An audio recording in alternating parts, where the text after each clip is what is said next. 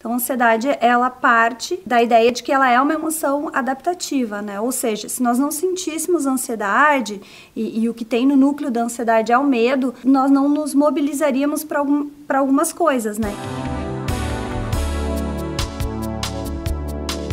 Por exemplo, se você tem uma prova para fazer, você vai ficar ansioso com essa prova e com esse trabalho, e isso é absolutamente natural, desde que essa emoção te mobilize a estudar, te mobilize a buscar recursos para ir bem nesse trabalho, nessa prova. Quando é que ela não é adaptativa? Tá? Quando é que ela começa a causar problemas pra gente? Quando essa ansiedade, ela te paralisa, tá? Ou ela te traz problemas de cunho psicossocial, ou seja, nesse mesmo exemplo que eu dei sobre a prova, é quando a ansiedade, por exemplo, ela é tão grande que você não consegue nem estudar para a prova e nem buscar um outro recurso, você às vezes foge dessa prova, inventa uma desculpa para o professor, enfim. Então, quando ela te paralisa ou ela te traz prejuízo psicossocial, ela acaba não sendo saudável, né? E a gente vai ter que olhar de perto para ela. É um transtorno psiquiátrico já, né? No caso da ansiedade generalizada, ela é muito intensa, ela é sentida na maior parte dos dias e ela traz um prejuízo psicossocial para o indivíduo, né? Ou seja, ele vai ter dificuldade, às vezes, nas relações interpessoais, dificuldade de tomar decisões, dificuldades por conta da ansiedade, né? De se relacionar, enfim. E generalizado, o nome ansiedade generalizada é porque diante de qualquer estressor que o indivíduo possa ter na vida dele, a ansiedade vai estar presente num nível muito maior do que o nível basal, assim, e uma dificuldade para retornar para esse nível basal da emoção. Ansiedade, ela é uma emoção, e emoção é fisiologia. A gente vai ter sintomas físicos, sim, a gente vai ter sintomas como taquicardia, fala acelerada, rubor, né? A pessoa pode ficar vermelha, as mãos trêmulas, boca seca. Cada indivíduo vai ter lá os seus sintomas fisiológicos de acordo com o nível de ansiedade, ou com aqueles sintomas que são mais presentes na vida dele pela particularidade neurobiológica dele, né? Às vezes a ansiedade ela pode gerar também um aperto no peito em algumas pessoas ou uma sensação de embrulhamento no estômago. Então essas são as sensações fisiológicas dessa emoção. O que é o transtorno do pânico? Na verdade é uma ansiedade tão intensa, mas tão intensa que todas essas reações fisiológicas que o indivíduo tem, elas se intensificam num grau que ele tem a sensação que ele pode estar tendo ou um infarto, um ataque cardíaco, ou que ele está morrendo mesmo, né? Porque de fato ele tem essa sensação. A pessoa chega a ter formigamento nos braços, uma dor muito intensa no peito, uma falta de ar e uma taquicardia. Muitas vezes a pessoa pode até desmaiar, perder a memória, então depende do quadro de cada indivíduo. Se a pessoa já tem um funcionamento mais ansioso, o pânico, na verdade, ele coroa, digamos assim, esse quadro. O transtorno do pânico, ele advém de uma dificuldade do indivíduo lidar com alguns estressores no dia a dia dele, né, também. Nós temos evidências robustas científicas de que a terapia cognitivo-comportamental é a abordagem que mais dá conta no sentido de trazer resultados positivos frente aos transtornos de ansiedade. E dentro dessa abordagem, eu vou te trazer então algumas estratégias que a gente utiliza com os nossos pacientes e que tem um efeito bem positivo. Então, dentre elas, né, o controle respiratório, porque o que acontece quando você está com uma crise de pânico ou de ansiedade? A sua respiração fica acelerada, né? Então, você vai respirar para que a sua respiração seja diafragmática e que isso traga para ti uma oxigenação melhor no teu corpo e a tua frequência cardíaca ela vai baixando. A gente dá essa dica para as pessoas, né, que ela concentre a atenção dela na respiração, porque aqui também eu estou trabalhando um outro fator que é bem importante numa crise de pânico, por exemplo, que é a distração. Porque o que acontece numa crise de pânico? A pessoa ela fica muito focada na sensação fisiológica dela. Sabe? Ela fica hipervigilante, do tipo, ai meu Deus, meu coração tá acelerado, eu tô perdendo minhas pernas, eu vou morrer. Ela distorce essas relações fisiológicas. Não, isso não pode ser só ansiedade.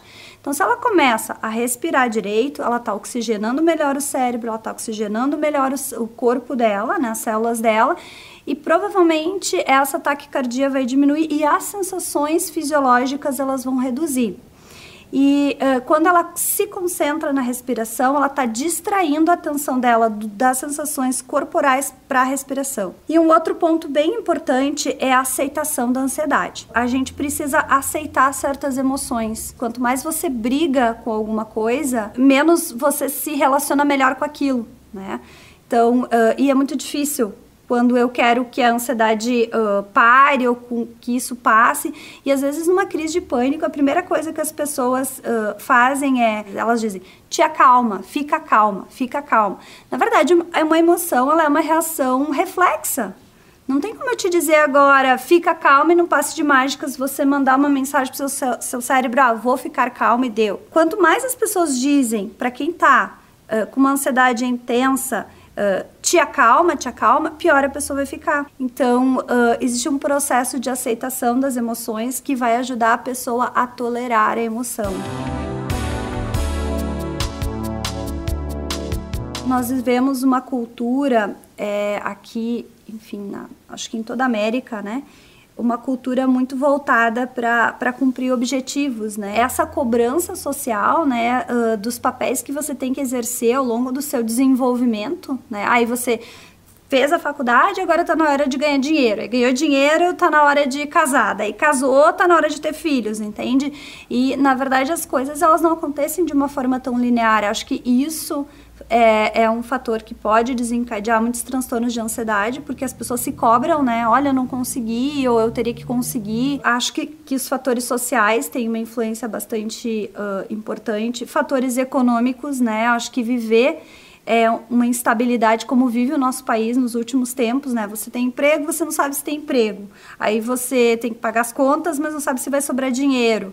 E aí você trabalha demais e trabalha o dia todo e é muita cobrança. Então, acho que tem fatores econômicos que influenciam, né, na ansiedade, falando dos estressores.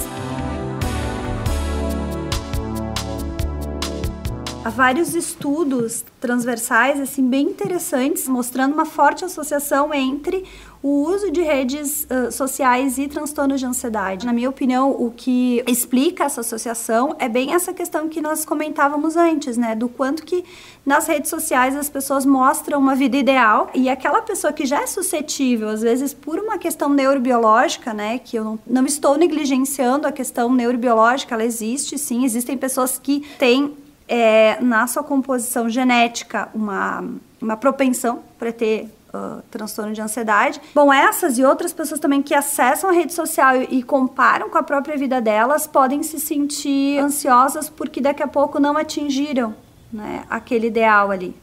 Como é que a vida dessa pessoa tá tão boa e a minha não tá? Então, realmente, comparar-se ao outro utilizando redes sociais como parâmetro pode ser extremamente nocivo para a saúde mental. Existem uma série também de estudos que mostram índices elevados de ansiedade, depressão e estresse desde 2020. Posso começar com alguns aspectos. As pessoas tiveram que se adaptar em relação ao trabalho, né? Pessoas começaram a trabalhar em casa, com família, filhos, e isso é um estressor, acabou se configurando como um estressor potencial. A própria doença e as questões que ela traz, né, em relação ao perigo de morte que ela apresenta, ao perigo de sequelas, né, a instabilidade financeira que a pandemia trouxe. Então, todos os estressores que nós tínhamos antes foram potencializados e novos surgiram, né? E aí, com certeza, isso vai mexer com a saúde mental de uma forma geral, assim. O principal hábito é dar-se conta, né? É estar no momento presente, é se dar conta do que você sente. Porque se a pessoa conseguir se perceber, conseguir olhar para si durante o dia a dia, ela também vai conseguir implementar estratégias de enfrentar aquela emoção de uma forma mais saudável. Atividades físicas, elas vão refletir na saúde mental, além de produzir endorfina e uma série, né, ali tu vai ter neurotransmissores que vão te trazer bem-estar, né? Mas fazendo um parênteses, às vezes as pessoas me dizem, mas aonde que está meu bem-estar, que eu tô aqui na academia e não tô sentindo? Na verdade, você precisa escolher uma atividade física que você, no mínimo, tenha afinidade. Além de tudo isso, você também desvia um pouco o foco do seu dia a dia, né? Porque fazer uma atividade física é autocuidado. E qualquer autocuidado, ele vai te ajudar a sair desse piloto automático, sabe? Que às vezes a gente se coloca e não desliga. Então, sim, a atividade física ela é super importante. Práticas meditativas, eu acho que são super importantes. Dentre as atividades físicas mais recomendadas para pessoas com ansiedade, a gente tem o yoga. Mas, de novo, não é porque eu estou dizendo que o yoga é uma alternativa altamente indicada que todas as pessoas precisam se encaixar nessa atividade física. Qualquer atividade física que a pessoa tenha desejo de fazer vai ser positiva. Dependendo do nível de transtorno de ansiedade, a gente indica uma terapia medicamentosa, né? A gente tem os ansiolíticos, que eles são importantes para o grau, para o nível, e isso depende de uma avaliação psiquiátrica, então a gente recomenda que a pessoa possa fazer uma avaliação. E o tratamento hoje mais indicado é a terapia, o acompanhamento, né? Dentro da abordagem cognitivo-comportamental é uma das abordagens mais eficazes, né? Isso a literatura vai trazer. E a ansiedade, quando ela é intensa, principalmente acompanhada de sintomas de depressão, a pessoa precisa buscar ajuda profissional. Se há o desejo de não fazer mais as coisas que fazia antes, se a vida meio que perdeu o sentido, se a pessoa tem vontade de não existir mais, ou até ideação suicida, ela precisa procurar ajuda, né? Hoje a gente tem a rede de serviço público que atende isso, a gente tem o CVV, né? Onde a pessoa pode ligar para encontrar um apoio, enfim. E nós temos também os CAPs, que oferecem atendimento, né, para a população de uma forma geral, mesmo nesse período de pandemia, os CAPs estão recebendo, e enfim, os recursos, né, privados.